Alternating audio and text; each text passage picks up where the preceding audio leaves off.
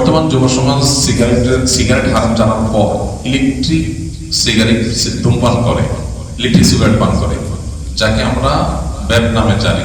ভ্যাপের হুকুম কি? দেখুন, ইলেকট্রিক সিগারেট এটাও সাধারণ সিগারেটের মতোই পান করা নাজায়েজ এবং গুনাহের কথা। আর ওলামা ইকরাম এ সম্পর্কে স্পষ্ট ফতোয়া দিয়েছেন যে ইলেকট্রিক সিগারেট পান করা হারাম। ইলেকট্রিক সিগারেট বের হয়েছে আমরা জানি, আজকাল অনেকে পান করে, এই ধূমপান করে। ইলেকট্রিক সিগারেট দিয়ে যদি ধূমপান করে সেটাও নাজায়েজ হবে, কারণ প্রথমত ইলেকট্রিক সিগারেটে নিকোটিন থাকে, আর এছাড়াও সেখানে যে কেমিক্যাল, এই কেমিক্যাল থেকে অনেক সময় বেশ ভয়ঙ্কর বিষক্রিয়া হয়। এ ব্যাপারে বিশ্ব স্বাস্থ্য সংস্থা পর্যন্ত জানিয়েছে যে এই ইলেকট্রিক সিগারেট মানুষের স্বাস্থ্যের জন্য ক্ষতিকর। সাধারণ সিগারেট যেরকম ক্ষতিকর, এটাও ক্ষতিকর, বরং কোনো কোনো ক্ষেত্রে এটা ক্ষতির আশঙ্কা অনেক বেশি থাকে। তো সেজন্য কাতার ভিত্তিক বিশ্ববিখ্যাত ফতোয়া ওয়েবসাইট মার্কাজুল ফতোয়া ইসলাম তারাও ফতোয়া দিয়েছেন। আরো আমাদের ফতোয়া রয়েছে যে সাধারণ সিগারেটের মতো ইলেকট্রিক সিগারেট পান করাও হারাম, এই ধূমপান করাও নাজায়েজ এবং গুনাহের কথা। বিধায় এটা থেকে আমাদের বেঁচে থাকতে হবে।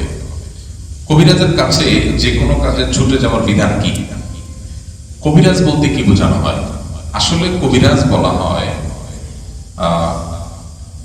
হিন্দুদের বিশেষ করে যে চিকিৎসা পদ্ধতি বংশ পরম্পরায় চলে আসছে, যেটা মূলত ঔষধি গাছ থেকে ঔষধ তৈরি করা হয়, আয়ুর্বেদ, যেটাকে আমরা আয়ুর্বেদ বলি। আয়ুর্বেদীয় ট্রিটমেন্ট যারা করে পারিবারিক ভাবে, এই বংশের এই পেশার লোকদেরকে মূলত কবিরাজ বলে। এখন আমাদের দেশে অবশ্য ঝাড়ফুঁক যারা করে এদেরকেও কবিরাজ বলে মানুষ চেনে। এখন প্রশ্নে আপনি কোন কবিরাজ বলছেন আমি জানি না। যদি কবিরাজ বলতে গাছপালা থেকে, পাতা থেকে, পল্লব থেকে ওষুধ তৈরি করে সেটা বিক্রি করাটাকে কবিরাজি বলেন, তাহলে কোনো অসুবিধা নেই ট্রিটমেন্ট গ্রহণ করাতে। শুধু দেখতে হবে এটা নাফাক কিছু নাই, হারাম কিছু নাই সেটা। তো হিন্দুদের আবিষ্কৃত আয়ুর্বেদ, এর বিপরীতে মুসলমানদের ইউনানি দাওয়াখানা বা ইউনানি ট্রিটমেন্ট, চিকিৎসা পদ্ধতি, এটা বেশ জনপ্রিয় হয়েছে। নানা কারণে এগুলোকে আগাইতে দেওয়া হয়নি, বরং দমায় রাখা হয়েছে। যাই হোক, তো এগুলো নেওয়া কোনো নাজায়েজ বিষয় না।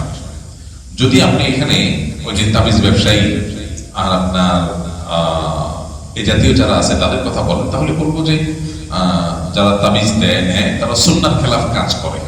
আর তাবিজের ভিতরে বেশিরভাগ ক্ষেত্রেই দেখা যায় উল্টা পাল্টা জিনিসপত্র লেখা থাকে।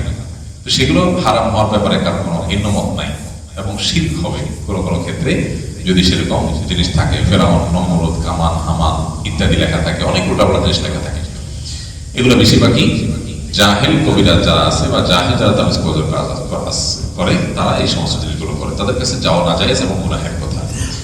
আর যে কোনো বিপদ আপদে আমরা আল্লাহর কাছে দোয়া করবো, নিজে সূরা ফাতিহা পড়ে ফু দিব, কোন ধরনের ট্রিটমেন্টে যে কোরআনের শেফা আছে সেগুলো করবো। সাধারণ যে চিকিৎসা পদ্ধতি আছে যেগুলো বৈজ্ঞানিক এবং অভিজ্ঞতার আলোকে চিকিৎসা হিসেবে প্রমাণিত হয়েছে, সেগুলো আমরা গ্রহণ করবো। এছাড়া একে তো এই যে তাবিজ কওয়াজের ব্যবহার, আবার যা তা তাবিজে লিখে সেগুলোর ব্যবহার প্রচলন, আবার এটাকে যারা পেট করার মাধ্যম হিসাবে নিয়েছে এবং সেটা দিয়ে নানামুখী প্রতারণা মানুষকে করে, তাদের কাছে যাওয়া, এগুলো নাজায়েজ কাজ। আর সবচেয়ে বড় কথা হলো যে যদি আপনি কিছু হলেই ডাক্তার কবিরাজের কাছে ছুটেন, তাহলে এটা হলো তাকওয়া এবং তাওয়াক্কুলের ঘাটতির কারণে হয়।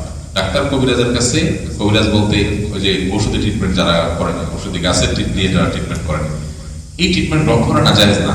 কিন্তু আগে ইমানদার আল্লাহর কাছে যাবে, আল্লাহর কাছে দোয়া করবে এবং আল্লাহর উপর ভরসা রাখবে, পাশাপাশি ট্রিটমেন্ট করবে। এটা হলো ইমানের শিক্ষা। এরপরে প্রশ্ন হলো,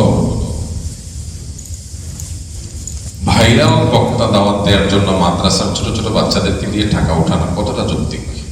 খুবই অযৌক্তিক কাজ, খুবই ঘৃণ্য কাজ এবং খুবই নাজায়েজ কাজ। আমাদের দেশে অহরহ এই জিনিসটা হয় যে বড় বক্তা, ভাইরাল হুজুর দাওয়াত দিয়া রাস্তাঘাটে গোলাপানকে টাকা তুলতে লাগাই দেওয়া হয়। আমরা যদি জানতে পারি এরকম কোনো কিছু, আলহামদুলিল্লাহ, আমি পারতপক্ষে সেই মাহফিলে যাই না। এই জন্য আমাদেরকে কেউ দিনের প্রোগ্রামে দাওয়াত দিলে আমরা সাধারণত চেষ্টা করি জানার যে এখানে কালেকশন করা হবে কিনা, টাকা কিভাবে কালেকশন, টাকা কিভাবে সংগ্রহ করা হবে। তো এই জন্য অবশ্যই একজন মুসলমান হিসাবে আমাদের কর্তব্য ইসলাম এবং মুসলমানদের যেন বদনাম না হয় সেরকম কোনো প্রক্রিয়া পদ্ধতি অবলম্বন করা। এই প্রশ্নগুলো এখন দিয়েছেন কেন, এগুলো তার আগে দেওয়া দরকার ছিল। আফিয়া সিদ্দিকের মুক্তির জন্য পিটিশন করা হয়েছে, আমরা তো তার জন্য কিছুই করতে পারলাম না, আপনি যদি সবাইকে পিটিশনে সাইন করতে বলতেন ভালো হতো। বাইরে আমার একটা সোশ্যাল মিডিয়াতে আমরা দেখেছি, এই পিটিশনের সত্যি কোনো উপকারিতা আছে কিনা আমি জানি না। এ বিষয়ে যদি কেউ অভিজ্ঞ থাকেন তাহলে সেক্ষেত্রে তারা জানালে ভালো হয়, আলোচনা করলে ভালো হয়। আমি অবশ্য জানার চেষ্টা করেছি, সেরকম আমি যে কয় জায়গায় নক করেছি বা যে কয় জায়গা থেকে আমি জানার চেষ্টা করেছি সেখান থেকে এরকম ভালো কোনো পাইনি, আনসার পাইনি, আসলে কনভিন্স হওয়ার মতো। যদি এই পিটিশন আসলে কোনো উপকার বয়ে আনে তাহলে আমাদের সবারই উচিত, কারণ আল্লাহর এই বান্দি আমাদের বোন পশ্চিমাদের দ্বারা নির্যাতিত হয়ে আসছে যুগ যুগ ধরে। পশ্চিমারা যারা নারী অধিকারের কথা বলে মুখ দিয়ে ফেনা তোলে, তারা আফিয়া সিদ্দিকের মতো সম্পূর্ণ নির্দোষ একজন নারীকে তারা মৃত্যুর মুখে ঠেলে দিয়েছে, অমানবিক নির্যাতন করতে করতে তাকে তার জীবনটা বিপন্ন করে দিয়েছে। জীবনের এতগুলো বছর কারাগারে বন্দী। এখান থেকে পশ্চিমাদের অসভ্যতা, বর্বরতা এবং মুখরোচক স্লোগান ধারণকারী ভণ্ডদের মুখোশ উন্মোচন হয়েছে। এরপর আমাদের দেশে অনেক স্কুল কলেজ পড়ুয়া, অনেক জেনারেল পড়ুয়া, অনেক ভাইরা আছেন যাদের এখনো পরিষ্কার হয় না, যাদের কাছে এখনো ক্লিয়ার না যে ওদের ভালো মানুষের পেছনে লুকিয়ে আছে ভয়ঙ্কর রকমের অসত্য। যারা মুসলমানদেরকে নানা সময় সমালোচনা করেন তারা এগুলো দেখেন না। তো অবশ্যই আমাদের এখানে কিছু করা উচিত যদি আমাদের সাধ্যে থাকে এবং যদি উপকারী হয়। অতএব এই বিষয়ে আমি ইনশাআল্লাহ জানার চেষ্টা করছি, আরো দেখি ক্লিয়ার হওয়ার চেষ্টা করি। যদি উপকারী হয়, কেউ যদি আমাকে জানাতে পারেন খুবই ভালো হয়, মেহরবানি করে, যে আসলে পিটিশনটা কাজে আসে কিনা। যদি এটার বিন্দুমাত্র আসলে কোনো উপকারিতা থাকে তাহলে সেক্ষেত্রে আমাদের সবারই এটা করা উচিত, সবারই করা উচিত। এটা কেন আরো কিছু যদি করার থাকে আমাদের করা উচিত। আমরা আসলেই কিছু করতে পারছি না, এই জায়গা থেকে আমরা বের হয়ে আসা দরকার। আল্লাহ তাআলা আমাদের এই অলসতা, আমাদের উদাসীনতাকে আল্লাহ তাআলা দূর করে দিন। শুধু আল্লাহর কাছে ক্ষমা নয়, আল্লাহ আমাদের এই নেচার যেন পরিবর্তন করে দেয় সেজন্য দোয়া চাই। আমি জানি শুধু ঘুষ হারাম, কিন্তু এ থেকে বের হতে পারছি না। এ থেকে আমার ঈমান ভেঙে যাবে। আর ঈমান ভঙ্গের কারণ কি? কেউ সুদ ঘুষের কারবারে জড়িয়ে গেলেই ঈমান হারা হবে না, তবে চেষ্টা করা উচিত সুদ এবং ঘুষ হারাম জানলে সেখান থেকে বেরিয়ে আসা। যদি সুদ ঘুষ হারাম জানার পরে এটার থেকে আপনি বের হয়ে না আসেন তাহলে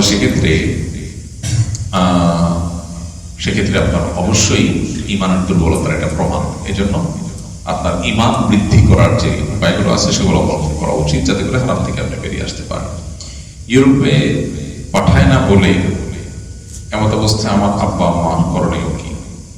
বুঝে নেই। ও আচ্ছা, সরি, একটা লম্বা প্রশ্ন দেখি। আমার বড় ভাই ইউরোপ যাওয়ার জন্য উঠে পড়ে লেগেছে আমার চাচা চাচির ইন্ধনে। আমার বোনটা থ্যালাসেমিয়া রোগে আক্রান্ত, তার পেছনে মাসে ভালো অ্যামাউন্ট টাকা খরচ হয়। এই জন্য আমার চাচা চাচি আমার ভাইকে ফুসলায় তোর ভাই বোনকে সব দিয়ে ফেলছে। এখন আমার ভাই আমার মার সাথে দ্বৈতকারী করে মারতে যায়, ইউরোপে পাঠায় না বলে। এমন অবস্থা আমার বাবা মার করণীয় কি? কোনো ছেলে মেয়ের এই অধিকার নেই যে বাবা মাকে বাধ্য করবে যে তোমরা আমাদের বিদেশে পাঠাও। ছেলে মেয়ে নিজস্ব চেষ্টায় কোথাও যেতে পারলে যাবে। আর ইউরোপ আমেরিকাতে যেখানে গিয়ে তার ঈমান ধরে রাখার সম্ভাবনা কম থাকে সেখানে তার যাওয়াই যায় না এবং তার পাঠানো যায় না এরকম ব্যক্তির জন্য। এটা একটা বিষয়। আর দ্বিতীয়ত হলো যে মা বাপ তার টাকা দিয়ে ছেলে মেয়ের ট্রিটমেন্ট করবে নাকি অন্য কিছু করবে, সেটা হলো মেইন কথা, সেটা হলো বড় কথা। সেটা থেকে আমাদের বিশেষভাবে গুরুত্ব আরোপ করতে হবে। জাযাকুমুল্লাহ খাইর।